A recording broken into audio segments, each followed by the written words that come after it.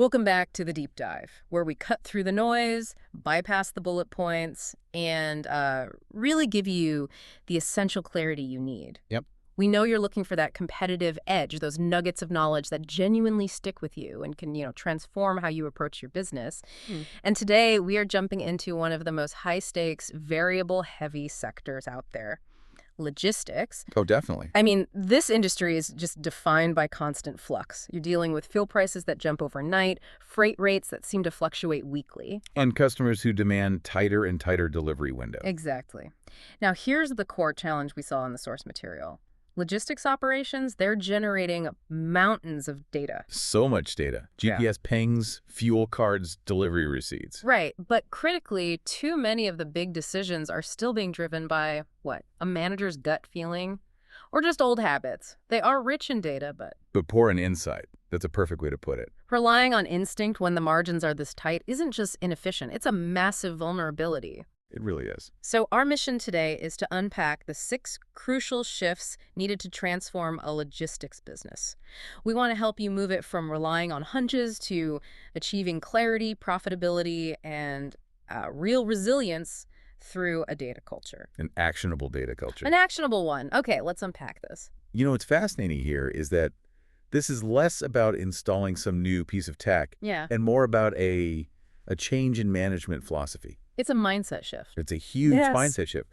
The critical transition is moving away from purely reactive troubleshooting, fixing breakdowns after they happen, or complaining about fuel costs after they spike, To being proactive. to building a proactive, fact-based strategy. Mm. When you look at these high variability environments, like, say, running large fleets across South Africa, where stability is a total luxury, data stops being an accessory. It becomes the guide. It becomes the indispensable guide. It gives you the confidence to bid on a new contract because you know your actual precise cost structure down to the cent. Okay, so we hear the term data-driven thrown around all the time, but let's get specific.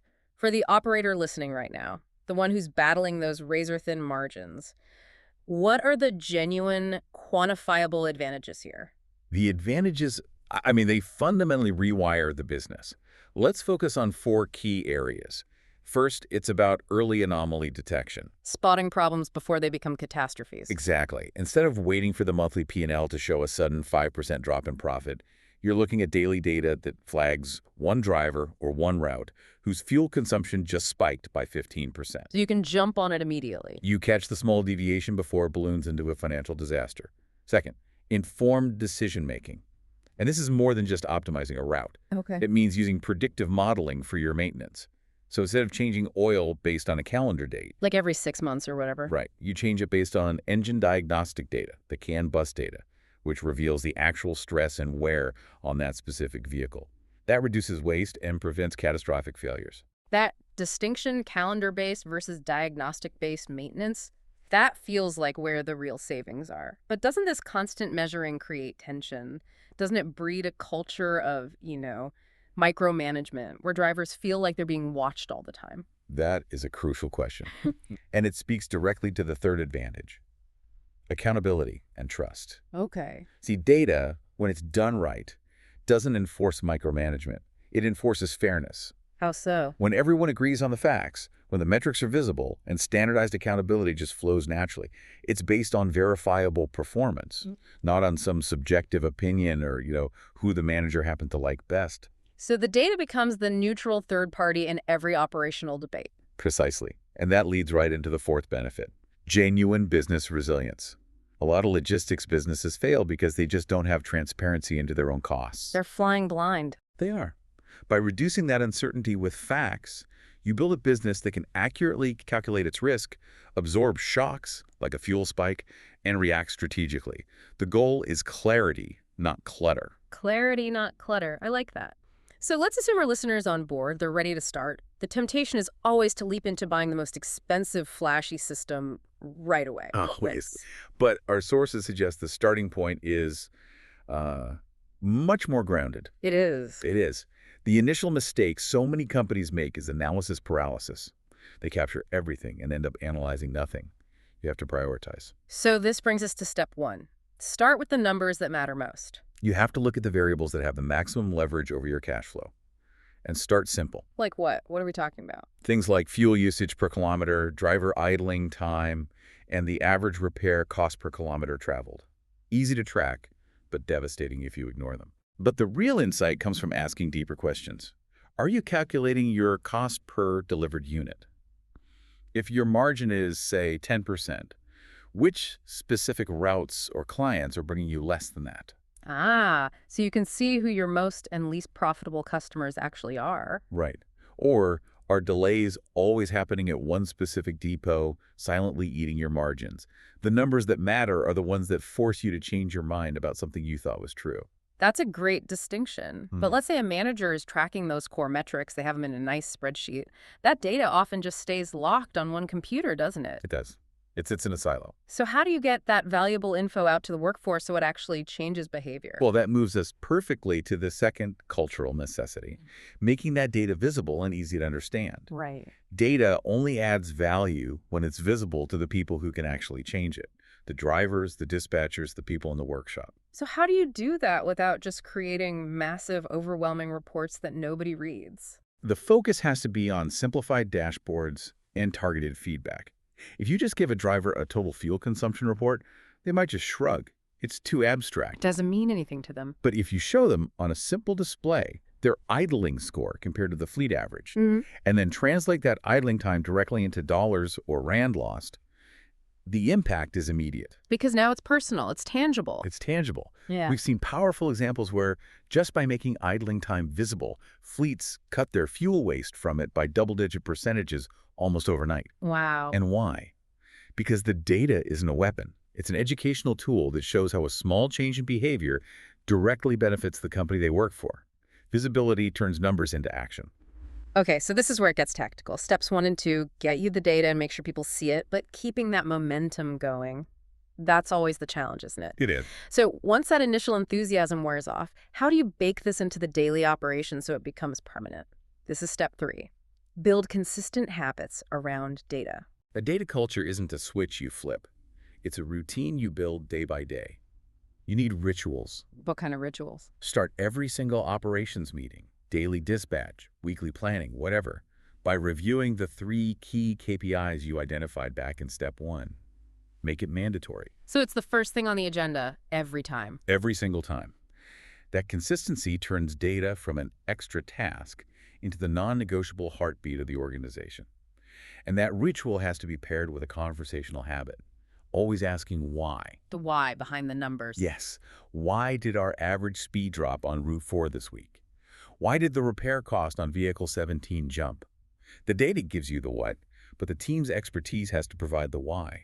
That's where the real problem solving happens. It's like you're forcing the organization to speak a new language. You use data to justify everything, why maintenance has shifted, why a driver needs more training, why a client's rate needs to be renegotiated. And it proves that decisions are rational, not just arbitrary. But the reality is, as a business scales, manual tracking breaks down. Spreadsheets can only take you so far. So that brings us to the 4th shift. Choosing the right tools. Exactly. Choosing tools that fit your operation is essential. And we're not just talking about simple GPS tracking anymore. We're going deeper. We're talking about true telematics integration systems that pull data directly from the vehicle's brain, the engine control unit. Okay. This lets you measure precise fuel consumption, see engine fault codes, even track harsh braking events. This is how you calculate your truly granular cost per kilometer. No more guessing based on fuel fill-ups. No more guessing. You know precisely what it costs to move 1,000 kilograms 100 kilometers on a Tuesday afternoon. That level of technical detail sounds incredible, but it also sounds, well, overwhelming for a small or mid-sized fleet owner. The biggest fear I hear is adopting a system that's so complex you need an IT department just to run it. And that's the crucial caveat. The technology must serve the people, not overwhelm them. The tool can't kill adoption. Never. The best system isn't the one with the most features. It's the one with the simplest interface that delivers the insight you need seamlessly. If a manager has to click through 7 screens to find the idling report, they won't use it. It has to be easy. It has to be easy. Focus on simple, accessible insight that helps a manager make a better decision right now.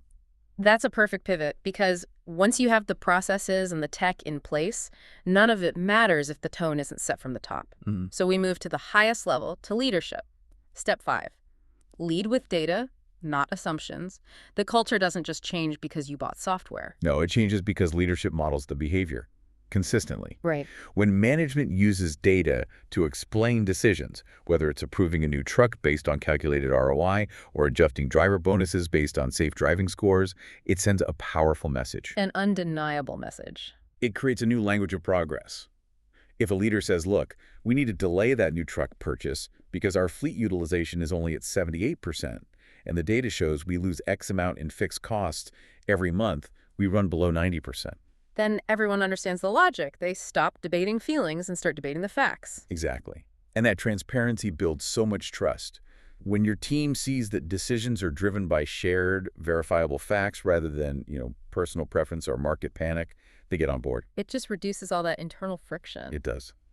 Which brings us to the final stage, the most satisfying part. Step 6. Turn insights into continuous improvement. This is the ultimate goal. Every single data point you gather, visualize, and discuss has to end in an action plan. It's not an academic exercise. Not at all. Did we find 3 routes with excessive kilometers? Action. Trim them. Did the telematics show that a certain component is failing more often? Action. Refine load planning or change the part. So it's not about these dramatic one-off changes. It's about marginal gains that just accumulate over time. That's the entire point. Imagine a large fleet that gets a 1% reduction in fuel use, a 5% cut in unnecessary maintenance, and a 2% improvement in on-time delivery. Individually, they sound small. They seem small, but when those data-based adjustments compound over 12 months, those fractions become massive, significant improvements in cash flow and stability. It creates a competitive flywheel. It does. The more efficiently you run, the more competitive your rates can be, the more resilient you become, and the more confidently you can invest in even better data infrastructure. It locks in your advantage. So what does this all mean? Hmm. If you're in logistics, becoming data-driven is, well, it's fundamentally a shift in operational control, isn't it? It's moving away from the guesswork of just reacting to the market. Or proactively managing it. Proactively managing it. Data provides the clarity and the neutral language you need to get control over performance, secure your profits, and confidently chart your future based on facts, not fear. The road ahead, it unquestionably belongs to the logistics businesses that successfully combine their decades of experience, that human expertise you can't replace, with sharp, consistent, actionable insight from their data. The best of both worlds. They're the ones who are going to define efficiency for the next decade. The question to ponder, as you look at your own spreadsheets and dashboards is this: how can you ensure your organization uses its data, not just to simply measure what happened yesterday, but to fundamentally drive progress and lead the industry into a more profitable tomorrow? That's where the ultimate competitive edge lies.